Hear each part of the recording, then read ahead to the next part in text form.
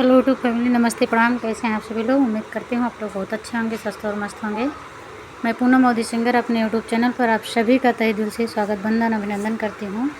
और मैं आज आप सभी के बीच में एक बहुत ही प्यारा सुंदर सा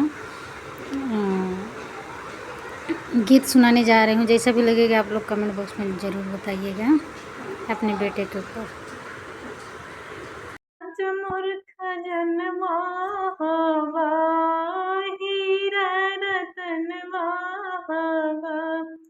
राजा मूर्ख जन्मा हवा, हीरा रतनवा हवा।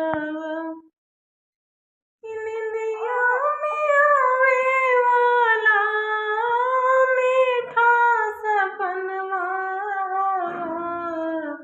राजा मूर्ख जन्मा हवा, हीरा रतनवा हवा। रतिया में आवे वाला मीठा सपनवा हवा। राजा मूर्ख जन्मा हवा, हीरा रतनवा।